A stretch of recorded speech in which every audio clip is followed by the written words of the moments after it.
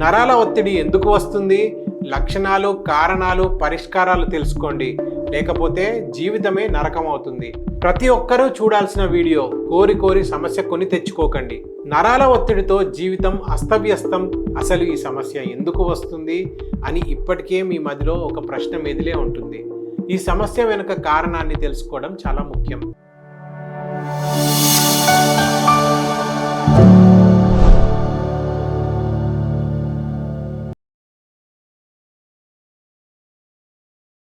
నరాల ఒత్తిడికి 7 అద్భుతమైన పరిష్కారాలు.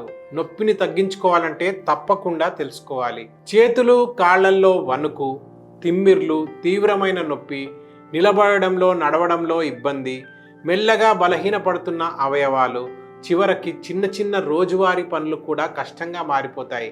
ఇంతగా ఇబ్బంది పెట్టే నరాల ఒత్తిడికి పరిష్కారం ఏంటి తెలుసుకుందాం. మీరు కూడా నరాల ఒత్తిడి సమస్యతో ఇబ్బంది పడుతున్నారా? నిత్యం ఎంతో మంది పేషెంట్స్ ఈ నరాల ఒత్తిడి సమస్యతో బాధపడుతుండడం చూస్తుంటాను. దీనివల్ల వాళ్ళు నరకం చూస్తుంటారు. తీవ్రమైన నొప్పి వాళ్ళను బాధ పెడుతుంటుంది. ఏ ప్రాంతంలో అయితే నరం ఒత్తిడికి గురవుతుందో అక్కడ జలధరింపుగా ఉంటుంది. అంటే మెడ దగ్గర నరం ఒత్తిడికి గురైంది అనుకోండి, అక్కడ జలధరింపుగా ఉంటుంది. అలాగే చేతుల్లో చీమలు పాకుతున్నట్లు అనిపిస్తుంది. కొన్నిసార్లు చేతి వేళ్ళు లేదా చేతులు మొద్దుబారిపోతాయి, తిమ్మిర్లు కూడా వస్తాయి. మీకు కూడా ఈ సమస్య ఉంటే డాక్టర్లు మీ రిపోర్ట్స్ చూసి మీరు నరాల ఒత్తిడి సమస్యకు గురయ్యారని చెప్తే ఈ వీడియో మీకోసమే. ఈ వీడియో చాలా ముఖ్యమైనది. ఇందులో ఈ సమస్యకు గల కారణాలు చెప్తాను, కొన్ని మంచి హోమ్ రెమెడీస్ గురించి కూడా చెప్తాను. అలాగే దీనికి ఎటువంటి వైద్యం అయితే మంచిదో కూడా వివరిస్తాను. దీన్ని శాశ్వతంగా ఎలా నయం చేసుకోవచ్చో కూడా చెప్తాను. కాబట్టి ఈ వీడియోను చివరి వరకు చూడండి. నమస్కారం, నేను డాక్టర్ వర్ధన్ ఆయుర్వేద యూట్యూబ్ ఛానల్కు స్వాగతం. వర్ధన్ ఆయుర్వేద ఛానల్ను ఇంకా సబ్స్క్రైబ్ చేసుకోకపోతే వెంటనే సబ్స్క్రైబ్ చేసుకోండి.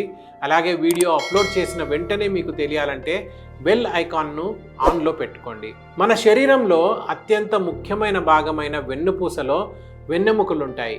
ఇవి మన శరీరంలో ప్రధాన పాత్ర పోషిస్తాయి. 2 వెన్నెముకల మధ్యలో డిస్క్ ఉంటుంది. ఈ వెన్నెముకల మధ్యలో నుండి ఒక నరం కూడా వెళ్తుంది. ఈ నరం బైఫర్కేషన్ అవుతుంది. అంటే ఎముకల మధ్యలో నుండి 2గా మారి 2 ఎముకల మధ్యలో నుండి వెళ్తుంది. మెడ మధ్యలో నుండి వచ్చే నరం చేతులకు వెళ్తుంది. నడుము నుండి వచ్చే నరం పాదాలకు వెళ్తుంది. ఆ వెన్నెముకలో ఏదైనా సమస్య ఉంటే దాని ప్రభావం డిస్క్ మీద కూడా పడుతుంది. దీంతో పాటు నడుము దగ్గర నరం ఒత్తిడికి గురైతే అప్పుడు కాళ్లల్లో నొప్పిగా ఉంటుంది. ఇది ఒక సైడ్లో జరిగితే దీన్ని సయాటికా అంటారు. సయాటికా సమస్య కూడా ఇదే విధంగా జరుగుతుంది. పేషెంట్ని తీవ్రమైన నొప్పి ఇబ్బంది పెడుతుంది. సయాటికా సమస్యపై మా ఛానల్లో సపరేట్ వీడియో ఉంది. డిస్క్రిప్షన్లో లింక్ ఉంటుంది, తప్పకుండా చూడండి. మీ నరం ఒత్తిడికి గురైతే అది ఎక్కడ జరిగిందో తెలుసుకోవడం ముఖ్యం. అలాగే అది ఎంతలా నొక్కుకుపోయిందో కూడా తెలుసుకోవాలి. దీనికోసం డాక్టర్లు ఎక్స్రే లేదా ఎంఆర్ఐ సజెస్ట్ చేస్తారు. ఎంఆర్ఐలో ఇది స్పష్టంగా మనకు తెలిసిపోతుంది. డయాగ్నోసిస్ అనేది చాలా ముఖ్యం. కొన్నిసార్లు చెయ్యి కానీ కాలు కానీ పూర్తిగా మొద్దుబారిపోతుంది. నిలబడడంలో, నడవడంలో కూడా ఇబ్బంది కలుగుతుంది. అందుకే ఈ సమస్యను అశ్రద్ధ చేయకూడదు. డయాగ్నోసిస్ చాలా అవసరం. అప్పుడే సమస్యకు సరైన వైద్యం అందుతుంది. అందుకే ప్రతి పేషెంట్కి మీకు కూడా సజెస్ట్ చేసేది ఏంటంటే, ఎటువంటి హోమ్ రెమెడీస్నైనా ట్రై చేసే ముందు లేదా ఇంటర్నెట్లో ఏదైనా చూసి ట్రీట్మెంట్ ట్రై చేసే ముందు సమీపంలో ఉన్న వైద్యులను కలవండి. వీలైతే మీరు మమ్మల్ని కూడా కన్సల్ట్ అవ్వచ్చు. స్క్రీన్ మీద కనిపిస్తున్న వాట్సాప్ నెంబర్కి మెసేజ్ చేయండి లేదా కాంటాక్టర్స్ దగ్గర ఉన్న నెంబర్కి కాల్ చేయండి. చాలు, మీ సమస్య శాశ్వతంగా నయం అయ్యేలా చూస్తాం. వీడియోలో చూసి ఎక్కడో చదివి మాత్రం సొంతంగా ట్రీట్మెంట్ ట్రై చేయకండి. ఇక ఇప్పుడు నరం ఒత్తిడికి గురైనప్పుడు మీలో ఎటువంటి సిమ్టమ్స్ కనిపించవచ్చో చూద్దాం. మెడలో నరం ఒత్తిడికి గురైతే మెడ దగ్గర, భుజాల దగ్గర నొప్పి రావచ్చు. నడుములో నరం నొక్కుంటే బ్యాక్ పెయిన్ రావచ్చు, తీవ్రమైన నొప్పి రావచ్చు. స్పెసిఫిక్గా ఒక సైడ్లో మొద్దుబారిన అనుభవం కలగవచ్చు. కండరాలలో బలహీనత రావచ్చు. అలాగే తిమ్మిర్లు కూడా రావచ్చు. కొంతమంది పేషెంట్స్కి అయితే కాళ్లలో లేదా చేతుల్లో వణుకు కూడా వస్తూ ఉంటుంది. ఇంకొంతమంది తీవ్రంగా చలి వేస్తుంది అని కూడా చెప్తారు. పించుడు నరులో ఇది కూడా ఒక లక్షణమే. అసలు ఈ సమస్య ఎందుకు వస్తుంది అని ఇప్పటికే మీ మదిలో ఒక ప్రశ్న మెదిలే ఉంటుంది. దీనికి గల కారణాలని అర్థం చేసుకోవడం చాలా ముఖ్యం.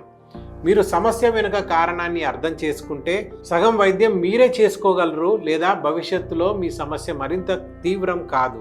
అందుకే ఈ సమస్య వెనుక కారణాన్ని తెలుసుకోవడం చాలా ముఖ్యం. ఈ సమస్యకు ముఖ్య కారణం మారిన లైఫ్ స్టైల్. సరిగ్గా కూర్చోకపోవడం, సరిగ్గా లేవకపోవడం, మంచి పోస్చర్ను మెయింటైన్ చేయకపోవడం దీనికి ముఖ్య కారణం.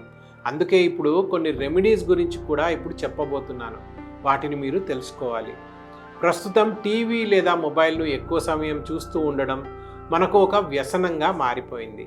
దీనివల్ల మెడలో, భుజాల దగ్గర సమస్య తలెత్తొచ్చు, వెన్నెముకల్లో సమస్య రావచ్చు. దీనివల్ల నర నొక్కుకుపోతుంది. మీ పోస్చర్ సరిగ్గా లేదు. మీరు కంప్యూటర్ ముందు కూర్చొని పనిచేస్తున్నారు, కీబోర్డు కొంచెం కిందకు ఉంది.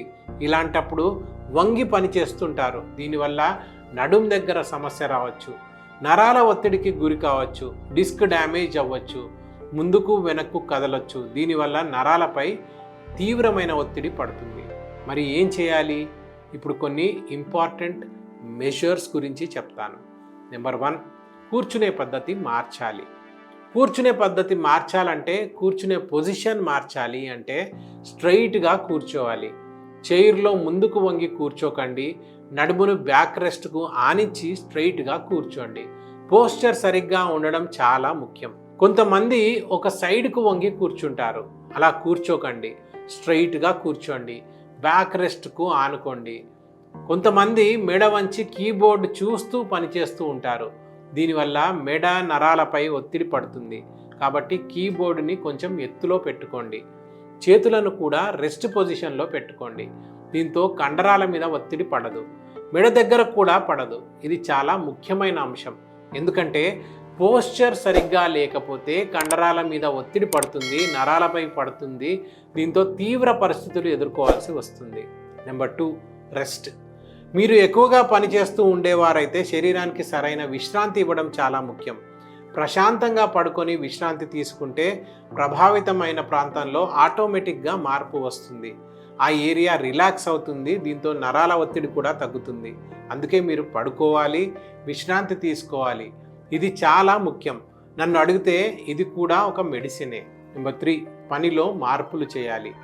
మొదటి టిప్లో చెప్పినట్లు మీరు కంప్యూటర్తో పని చేస్తుంటే సరైన పోస్చర్లో కూర్చోండి, వంగిపోకుండా స్ట్రైట్గా కూర్చోండి. అలాగే మౌస్, కీబోర్డ్ల మూలంగా మీ మణికట్టుల దగ్గర ఒత్తిడి రాకుండా జాగ్రత్త పడండి. శరీరం మీద ఎటువంటి ఒత్తిడి ఉండకూడదు. ఎక్కువసేపు వంగి పని చేయకూడదు. కొంతమంది చేసే పని నిమిత్తం ఎక్కువసేపు నిలబడే ఉంటారు. అలాంటి పనులు చేసేవారు అప్పుడప్పుడు అలా కొన్ని నిమిషాలు కూర్చోవాలి. నెంబర్ 4, యోగా ఇంకా స్ట్రెచ్చింగ్ ఎక్సర్సైజెస్.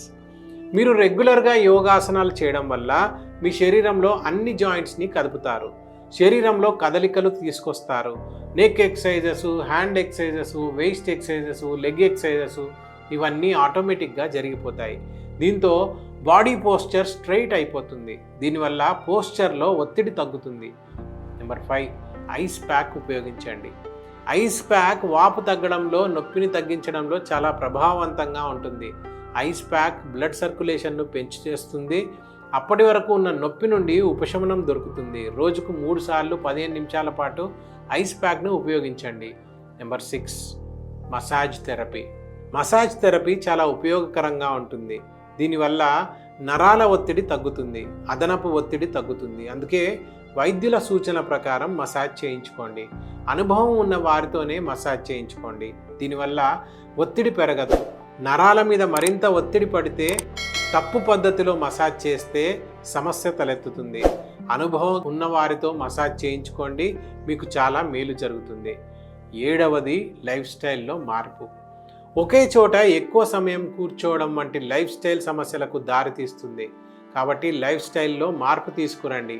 రెగ్యులర్గా ఎక్సర్సైజ్ చేయండి, వాకింగ్ చేయండి, స్విమ్మింగ్ చేయండి, సైక్లింగ్ చేయండి.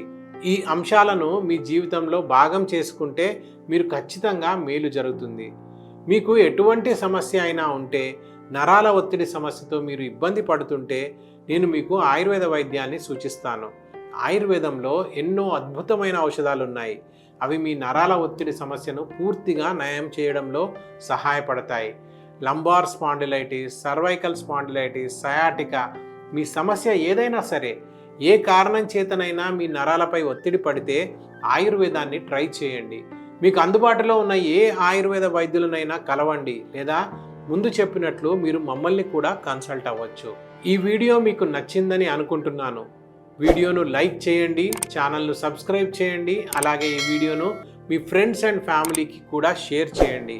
మీ అందరికీ ఆరోగ్యం, ఆనందం కలగాలని మనస్ఫూర్తిగా కోరుకుంటూ నేను మీ డాక్టర్ వర్ధన్. ధన్యవాదాలు.